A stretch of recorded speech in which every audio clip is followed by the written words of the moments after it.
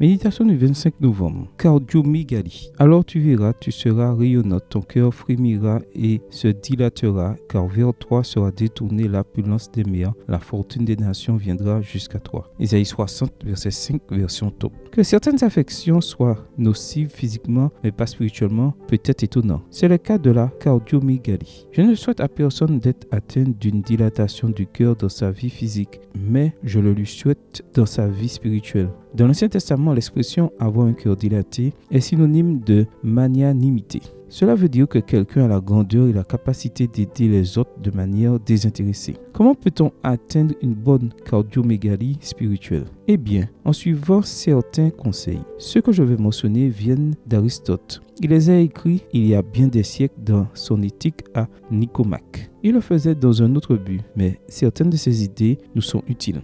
Premièrement, décide quel combat mener. Une personne magnanime évalue les circonstances pouvant présenter un danger réel et s'efforce d'éviter cela. Elle ne s'amuse pas à discuter de sujets secondaires, mais préfère réserver ses forces aux véritables problèmes. Combien de fois consacrons-nous notre énergie à des questions futiles? Combien de fois manquons-nous d'agir sur des questions réellement importantes? Deuxièmement, sois généreux. Une personne magnanime préfère donner plutôt que recevoir. Les autres sont l'intérêt principal d'une personne au grand cœur. Ses affaires sont toujours reléguées au second plan pour le bien des autres.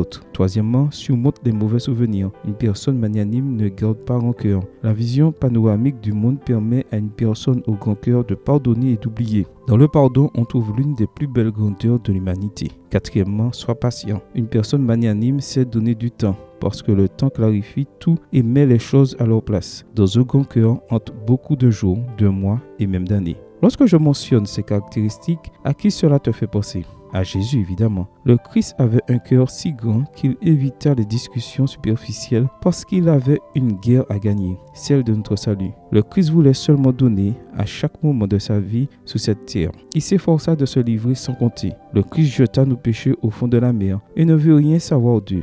Il ne veut pas non plus que les autres le sachent. Le Christ va attendre le temps qu'il faut pour que tu te donnes à lui. Tu as trop de valeur pour qu'il soit pressé. Il ne faut pas s'étonner si cet après-midi-là sur la croix, lorsqu'il perçait son côté, il découvrit le cœur le plus grand de l'histoire. C'est ça, la magnanimité. Amen. Bonne journée à toi et que le Seigneur te bénisse.